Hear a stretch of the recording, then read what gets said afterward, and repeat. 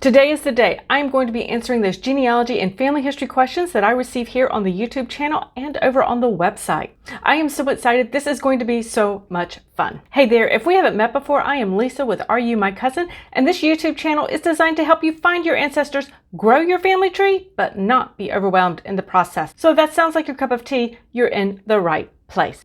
Hey guys, I am so excited to be answering your questions today, and just wanted to tell you, at the time of this video filming, there's actually a thunderstorm rolling through my area. Looks like we're in for some rocky weather this morning, so I'm just going to push through. If you hear a little thunder in the background, well, we're just going to ignore that and just get right to those questions that you have on your mind and ask me frequently. Now, it is impossible for me to answer all of the questions that I receive. I get a lot of questions right here on the YouTube channel, over on my website, as well as in my email inbox.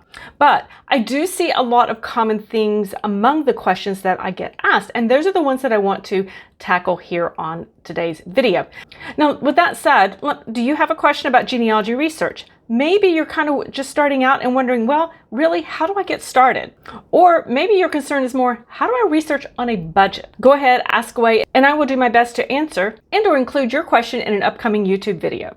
Okay, so let's get to those questions that we might have. So let's talk about this first question. A viewer asked, I'm just starting out. What is a good way to record any information that I gather? Now, this is a fabulous question, especially for those of you who, if you're just getting started in your genealogy research, because when you build those good habits at the beginning, you're going to be more successful later on. So where do you start to record this type of information? Well, typically when someone starts researching genealogy, you end up generally on one of the big four genealogy databases, as I like to refer to them. That would be Family Search, MyHeritage, Ancestry.com, or Find My Past. And each of those, you can build your family tree on each of those platforms. And it's a really great way to utilize their resources and to search the records that are there. So that is absolutely a place to build your family tree. Now, those are online family trees. And just a bit of a note about some of the differences there would be that on Ancestry.com, MyHeritage, and Find My Past, those are all trees that you have full control over. You can have other people join you and help you, or you can keep it just yourself so that you can control who has the ability to edit that family tree. On Family Search, it is more of a one world type of family tree. And so that means when you have entered your information, you are part of one large family tree, and therefore people do have the ability to come in and add or change information that might be there. And it is a way to, it encourages collaboration for those family trees. It's a way to learn about other information that others might have that are perhaps distantly related. They might have information that's going to help your family tree, but you do need to be aware of the differences. Now, with that said, I think it's very important as researchers, when you're creating your family tree, would be to create one that is offline as well. And to do that, we use family tree programs that are out there. Now, I personally use Family Tree Maker. I'm not an affiliate for them, guys, but I will put the link down for them. It is just a program that I started with early in my genealogy research and have continued to use them today. Now, Family Tree Maker does allow you to sync information that you might find on some of the other major genealogy databases such as Ancestry and Find My Search. And so you can sync them into your tree, but it is an offline tree. And so you have full control over that family tree there. So if something should happen to the internet or something should happen to the site where you have your family tree, you still have your copy of the family tree in an offline program. And the other critical thing that we need to make sure we're doing on a regular basis is backing up our family tree information. So regardless of where you have that tree, online, offline, you want to make sure you are backing it up and saving a copy of that somewhere. So if heaven forbid something happens to, and you're not able to access your tree online, then you do have a backup and you haven't lost all that hard work that you've done. Now, this next question, I hear a variation of this type of question that this viewer asks quite frequently. It says, help, I can't find my grandmother's birth certificate. Why? All right, so this covers a couple of different things here. Now, when it comes to birth certificate, in this particular question, I have no context or as far as what time period that this person might have been looking at, but it is very important if you are looking for a birth certificate for your grandmother or for any ancestor is to make sure that they were actually creating birth certificates at that time period. So the birth certificate, as we think about it, that you and I have, that were issued when we were born, is really a relatively modern record when it comes to genealogy research. Now, the year that birth certificates were required to be issued does vary state by state. So for instance, I do a lot of, as you know, research here in the state of North Carolina, and that does they did not require the issuance of a birth certificate or the creation of a birth certificate for babies being born until the year 1913. Now, the interesting thing here too, guys, is when you know that date of when they were started, is that oftentimes it took several years for a full compliance to happen across the counties in a particular state. So you want to keep that in mind.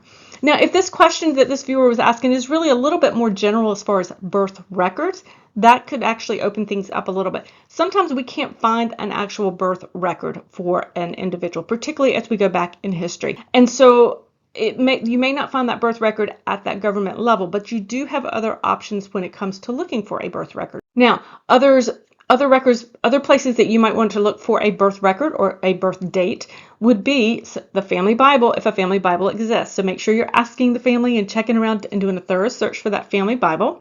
Baptisms. Certainly a baptismal record. You may not find the birth record, but a baptismal record is an excellent place to find the birth date and other pertinent information on a child being born. Now, another good place to look for the evidence of an ancestor's birth date when you're struggling for that is actually in their death records. So a death certificate, so they may have been born prior to the issuance of birth certificates, but maybe they passed away after that date of when the issuance of death certificates occurred. So the death certificate will frequently give you a birth date. Look in the obituaries in the newspaper. So newspaper research and looking for those obituaries will help you find a date of birth. Again, perhaps you might find a birth date on a tombstone at the cemetery if you do cemetery research. So you have other options when it comes to looking for that date of birth. And then another place to look for a date of birth, although this is going to be more of an approximate date of birth, would be the census records. So for those census records that come 1850 and forward, then you will be able to, they usually will list the individual's age.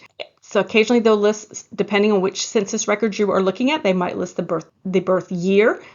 There is one that also out there that lists the the birth month. So those records will give you more of an approximate birth date. Now, as we know, sometimes census records, if you compare them across the decades, can give you minor variations in those dates of birth or those birth years. So you want to take that into account, but it can at least give you some clues and to help you narrow down your date. Now, pre-1850 census records, okay, we're going to be looking at age group categories and tick marks. So you're going to need to do a little bit more math in those, but you can do that and at least narrow down the time period that a birth record may have occurred. Even though you're not going to get too specific there, you can get it within generally a few years. So I wanted to just point that out to you. Now, I do have an entire playlist of videos that I will link in the description below on how to find vital records, those birth, marriage, and death records for your ancestors. You're going to want to head over after this and check that out if you struggle with finding those dates. The next question we have from a viewer is,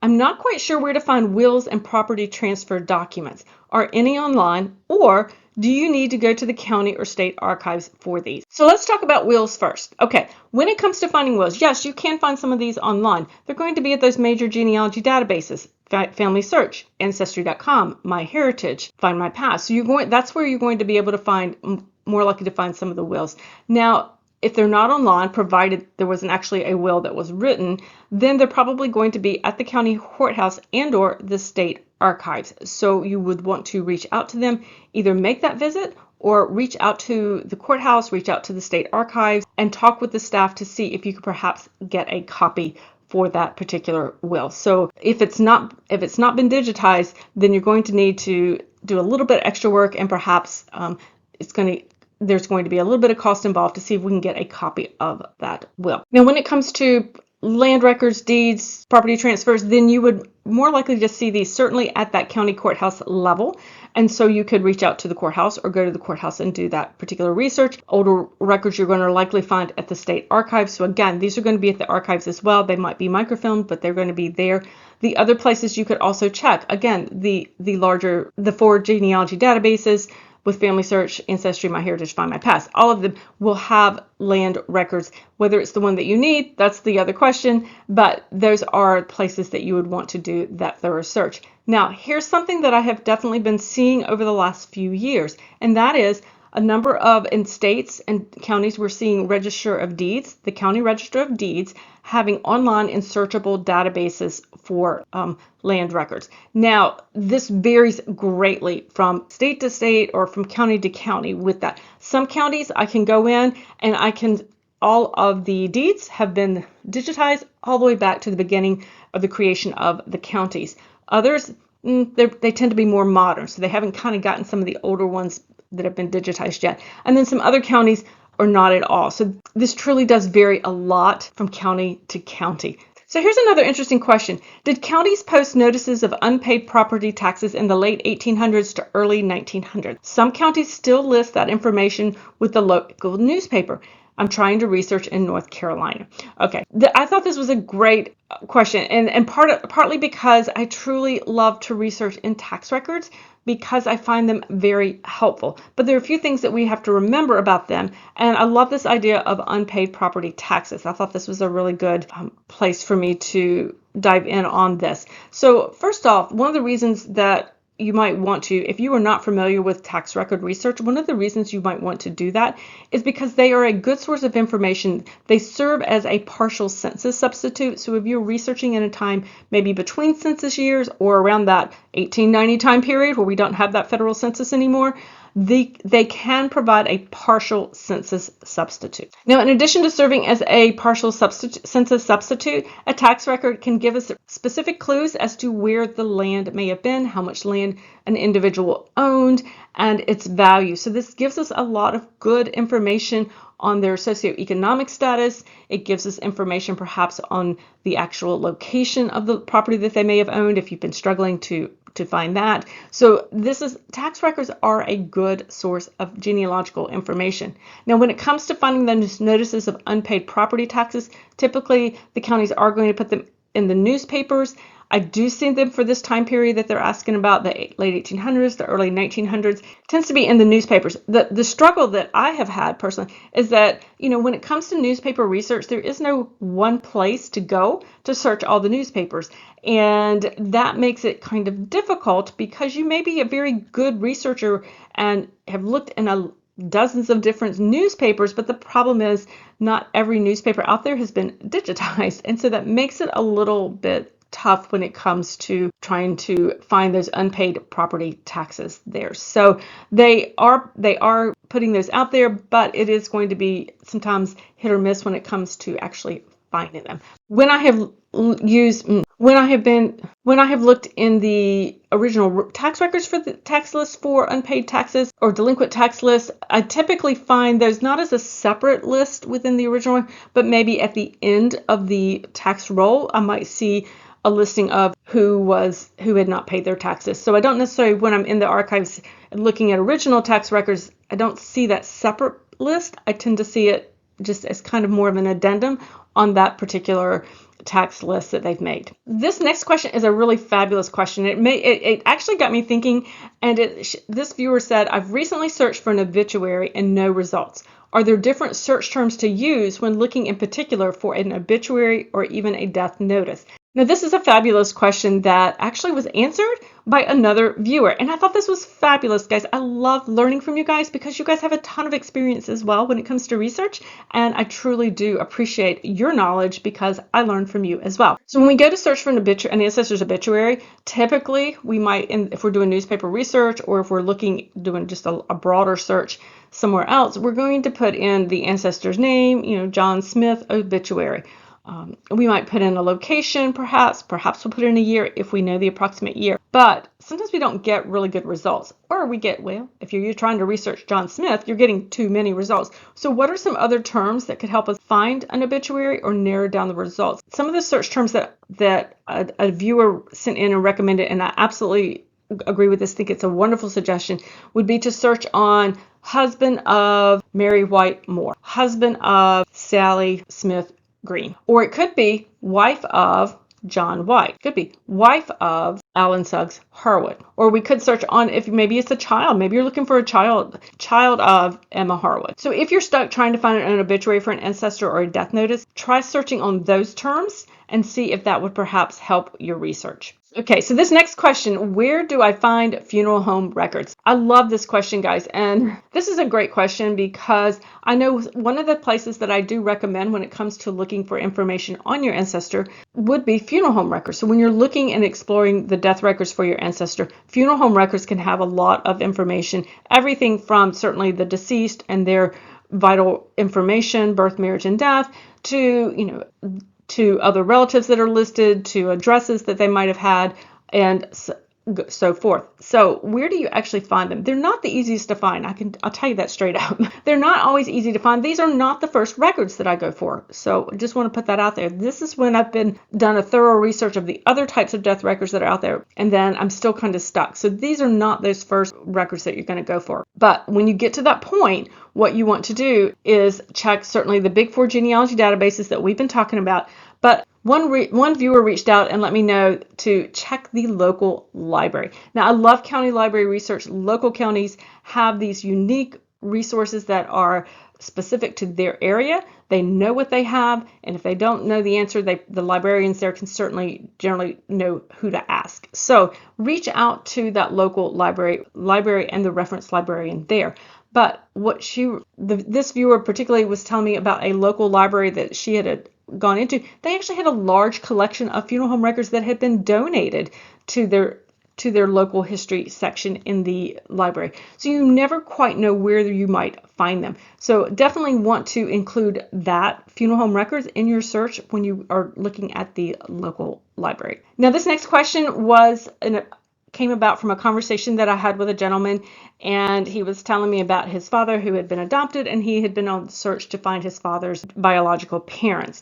Now, guys, and I am not a DNA expert. I do know DNA experts, and I can always refer you out if you have specific questions there. So when this question came up in conversation, the first thing that I really asked was, so have you tested DNA? And the answer was yes. And it was a number of years ago, many, many years ago, kind of when every DNA first started coming out. And he said, well, I did, but I never really got any good results from it, never got any good matches, but it's been quite a while. And I said, so, have you continued to check on those records? Have you continued to go back to see if you have new matches? And he goes, I really haven't. I haven't looked at it in probably, 5 or 6 years. And I said, well, the first thing you need to do is to go back and check for matches, for updated matches. So it is important, as we talked about, that if you are doing DNA research, if you have tested and you didn't get the matches the first few times you checked, make sure you are going back, because people do continue to test and you never know when a match might happen. And so we want to make sure to go back and check. Again, you don't want to miss making a connection, perhaps just because, we forgot to go back and look to see if a match had happened. I also encourage them to test or upload his raw DNA data to to all of the DNA databases out there. I think the first place that had been tested was over at Ancestry.com, but I did encourage him to test it 23andMe and to upload over at MyHeritage and to test at MyHeritage as well, because again, when you are doing DNA research, not everybody tests at every single in every single database. So you could be waiting for a match to happen on one database, but your match actually tested over at 23andMe, or your match tested over at MyHeritage. So we want to make sure we're checking on that. Now, as I mentioned, I am not a DNA expert. I typically always refer my DNA questions to my good friend Mary Eberly, of DNA Hunters, who is a genetic genealogist, and she actually has she actually wrote a blog post over on my website called 7 Steps for Using DNA to Find Birth Parents of Adoptees. So I will have that link below in the description, and you can, if this is a question that you might be having, if this is the type of research that you might be doing, hop over there and read that article about Mary, and then feel free to reach out to her if you have further questions about that. Now, we've talked a little bit on a lot of different topics today, and one of the topics that we talked about and that I get many, many questions about is really how to find your ancestors' birth record or date of birth. Well, you are in luck because we have a video on that you can head over and watch now. It's on your screen now, and it's called Can't Find an Ancestor's Birth Record? 8 Places to Look.